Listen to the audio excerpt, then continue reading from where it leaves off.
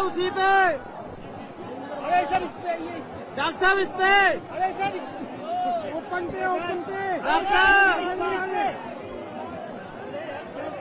भारत के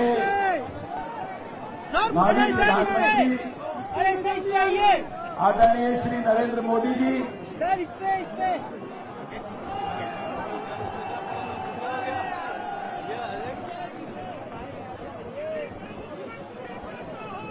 भारत के भावी प्रधानमंत्री आदरणीय श्री नरेंद्र मोदी जी,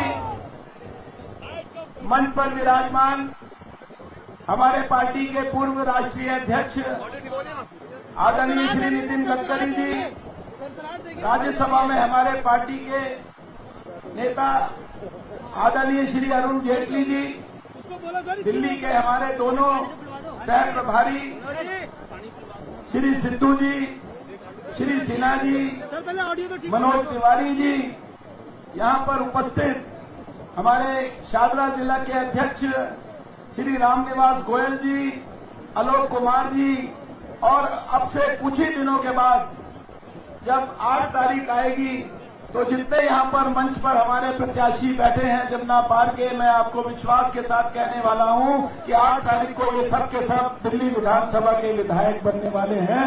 मैं उन सबके नाम नहीं ले रहा, लेकिन आप सबको बधाई देना चाहता हूं। यहां पर उपस्थित आदरणीय बुजुर्गों, माताओं, बहनों, नौजवान दोस्तों, मीडिया के मित्रों, अभी अरुण जेटली जी कह रहे थे कि 1977 के बाद कांग्रेस पार्टी को शायद सबसे कम प्रतिशत मत 1977 से भी कम जो है इस बार मिलने वाला है।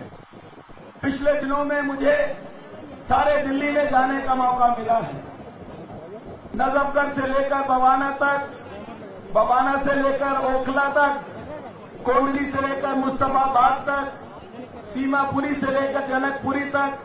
दिल्ली का कोई ऐसा कोना नहीं है जहां मुझे जाने का मौका नहीं मिला, और सब जगह कार्यकर्ताओं का उत्साह अप्रत्याशित मैंने देखा, लेकिन कार्यकर्ताओं से भी कई गुना ज्यादा मैंने उत्साह जनता में देखा। मैंने जनता की भावना देखी और जनता को ये कहते हुए सुना कि हम कुछ भी करने को तैयार हैं इस बार, लेकिन हम किसी भी कीमत पर न दिल्ली के लिए न नई दिल्ली के लिए भ्रष्ट और बेईमान कांग्रेस को किसी भी कीमत पर हम वोट नहीं देंगे। दिल्ली के लोग तंग आ चुके हैं शीला जी की 15 वर्ष की सरकार से, जो केवल लगातार दिल्ली के लोगों को अपमानित करती है। बिजली के बिल कम नहीं कर सकती तो दिल्ली के लोगों को ये कहती है कि आप पंखे इस्तेमाल करना बंद कर दो, आप कूलर इस्तेमाल करना बंद कर दो, आप एसी क्यों चलाते हो, और अगर बिजली का इस्तेमाल करोगे तो बढ़े हुए बिजली के बिल देने पड़ेंगे। लगातार बिजली कंपनियों से सांठगांठ, बिजली की चोरी कम होती है लेकिन बिजली के बिल बढ़ते जाते हैं। 15 साल से दिल्ली के अंदर दिल्ली जल बोर्ड की अध्यक्षा श्रीमती शीला दीक्षित है।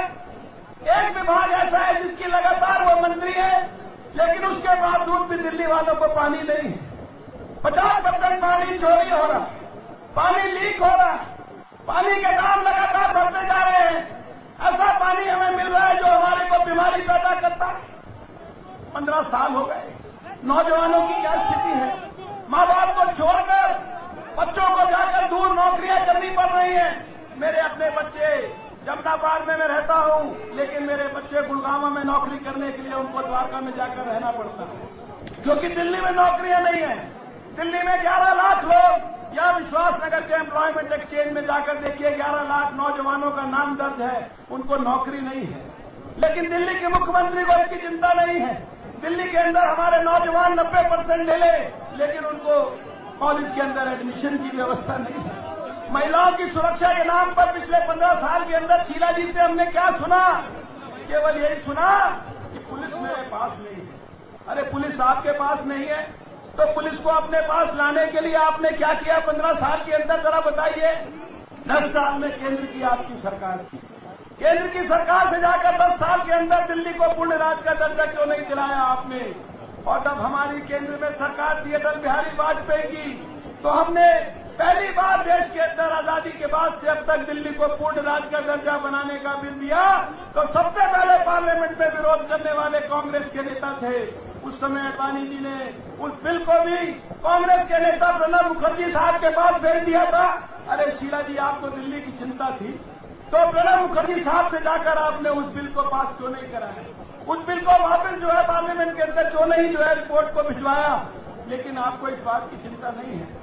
आप तो ये कहकर छूट जाती है, दिल्ली के अंदर सौम्या विश्वनाथन की मृत्यु हुई, दिल्ली की मुख्यमंत्री ने हमको अपमानित कर दिया, कह दिया कि बच्चियों को शाम को 6 बजे के बाद 8 बजे के बाद घर से बाहर निकलने की जरूरत क्या है?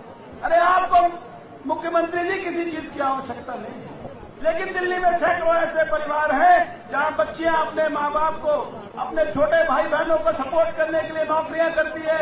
नौकरियां दिन में हो या रात में हो, उनको नौकरियां करनी पड़ती है।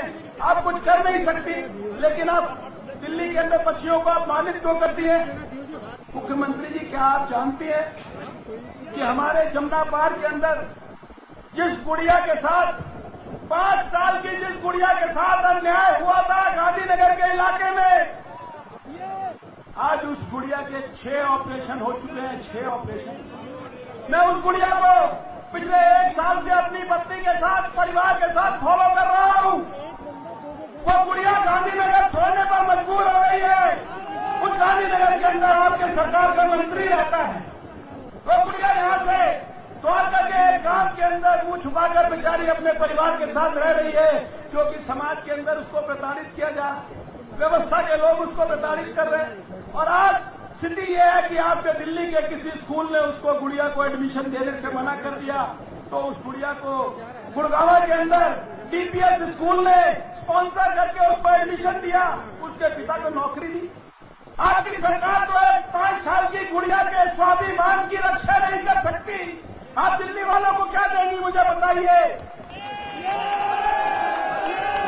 आज भी हम भूले नहीं है निर्भया के साथ जो दिल्ली के अंदर हुआ।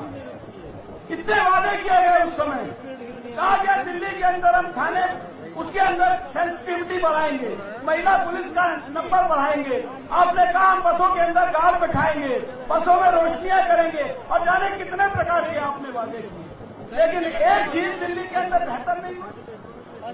मुख्यमंत्री जी, ये यमुना पार कर लो। जब भी यमुना को पार करते हैं उनकी आंखें नम हो जाती है। क्यों नम हो जाती है? बचपन में हमने इस यमुना को बड़े पवित्र यमुना के रूप में देखा है। मैंने यहां से लेकर वजीराबाद तक, यहां से लेकर ओखला तक मैंने हजारों लोगों से ये सवाल पूछा कि मुझे बताइए, क्या आपने 15 साल में कभी इस यमुना को साफ होते हुए देखा है? इस यमुना पे कोई मशीन लगे हुए देखी है? दिन में देखी है, रात में देखी है? कभी एक आदमी को यमुना के ऊपर काम करते हुए देखा है? मुझे आज तक पूरे दिल्ली में एक ऐसा आदमी नहीं मिला जिसने कहा कि इस यमुना के ऊपर कोई काम हुआ। लेकिन जब हम विधानसभा में सवाल पूछते हैं तो हमारे को सवाल का उत्तर मिलता है कि क्या बात करते हैं डॉक्टर हर्षवर्धन जी, आप हमेशा एक ही सवाल पूछते हैं। हम इस यमुना के ऊपर 3,500 करोड़ रुपए इसकी सफाई के ऊपर खर्च कर चुके हैं। कहां गया ये 3,500 करोड़? दिल्ली की जनता जानना चाहती है। गोवर्धन के एंगेज के अंदर जिस सड़क के ऊपर आपने 600 करोड़ रुपया खर्चा किया, वो 100 करोड़ में इंजीनियर कैंटीन बन सकती है। जिस ऑडिटोरियम के रिनोवेशन पे आपने 965 करोड़ किया खर्च, लोग कहते हैं वैसा ऑडिटोरियम, वैसा स्टेडियम नया हैदराबाद में 90 करोड़ रुपए में बन गया। जिस ब्रिज को आर्मी के लोग 30-40 लाख में बना गए, आप 10 करोड़ में बना रही थी और वो 10 दिन पहले गिर गया। क्या जमुना पार के लोगों को, क्या दिल्ली के लोगों को आज भी कनॉट प्लेस 700 करोड़ रुपए में बना हुआ कनॉट प्लेस, 2010 में कॉमनवेल्थ गेम्स खत्म हो गए, लेकिन आज भी कनॉट प्लेस में फुटपाथ बन रहा। मुख्यमंत्री जी, इन सब प्रश्नों में आपको जवाब देने पड़ेंगे। आपको जवाब देना पड़ेगा कि आपने 2008 में अनऑथराइज्ड कॉलोनियों को जो झूठे सर्टिफिकेट दिए, आपने ये कहा 1 साल में इनको नियमित कर देंगे। आपको जवाब देना पड़ेगा कि 2012 के अंदर फिर आपने झूठ बोला, ये कहा कि इन कॉलोनियों को आपने 895 को नियमित कर दिया। अरे अगर आपने नियमित कर दिया है तो अगर आप टेम्परेरी सर्टिफिकेट दे सकती थी तो 2013 तक आपने परमानेंट सर्टिफिकेट क्यों नहीं दिया? अभी वहां पर एंटरप्राइज कॉलोनियों में रजिस्ट्री क्यों नहीं हो रही? 15 साल में हमारे गांवों का लाल डोरा क्यों नहीं मिला? ये रीसेटलमेंट कॉलोनियां, साहब सिंह वर्मा जब मुख्यमंत्री थे केवल 5,000 रुपया हम लोगों ने रीसेटलमेंट कॉलोनियों को मालिकाना हक देने के लिए मांगा था, तो ये कांग्रेस के लोगों ने सड़कों पे आके नेतागिरी की और आज उन गरीब लोगों से आप 7 लाख रुपया 8 लाख रुपया सर्कल रेट मांग रहे हैं। किस आधार पर मांग रहे हैं आप ये सब कुछ? गरीबों के साथ अन्याय, उनकी थाली आपने खाली कर दी। प्याज का कीमत 100 रुपया हो गया और आप दिल्ली के लोगों को यह कहकर अपमानित करती है कि मैंने भी 7 दिन से प्याज नहीं खाया है।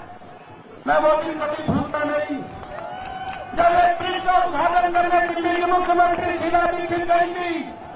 फ्लाईओवर का उद्घाटन करते समय वो भूल गई फ्लाईओवर को बनाने के लिए हमारे कितने पूर्वांचल के लोगों ने अपना खून और पसीना बहाया, लेकिन उन्होंने उस फ्लाईओवर का उद्घाटन करते समय कहा ये पूर्वांचल के लोग दिल्ली में आते हैं, दिल्ली के ऊपर बोझ बन गए हैं, ये सारी कॉलोनियों में रहते हैं, वहां पर गंदगी करते हैं, इनके कारण दिल्ली के अंदर लॉ एंड ऑर्डर की क्राइम की सिचुएशन खराब हो गई है।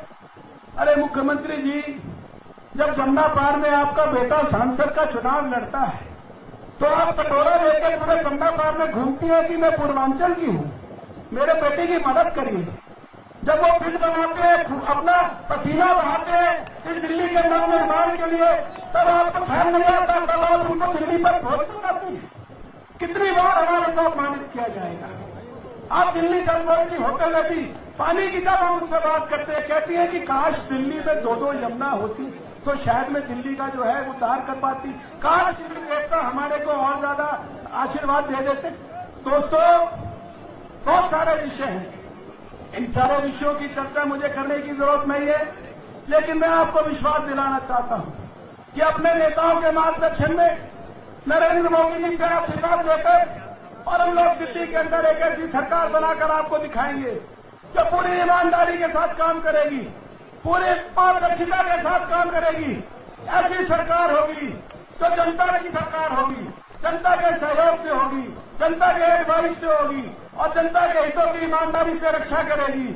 हम महंगाई को दूर करके दिखाएंगे, क्योंकि महंगाई जो बढ़ती है तब भ्रष्टाचार के कारण बढ़ती है। हम बिजली के दाम को, पानी के दाम को इनको ठीक करके दिखाएंगे। हम हर घर को सोलर पावर हाउस बनाकर दिखाएंगे। हम महिलाओं की सुरक्षा के लिए ईमानदारी से काम करके दिखाएंगे। हम नौजवानों को जॉब दिलाने के लिए काम करके दिखाएंगे और इस यमुना नदी को दोबारा से पवित्र नदी बनाकर दिखाएंगे।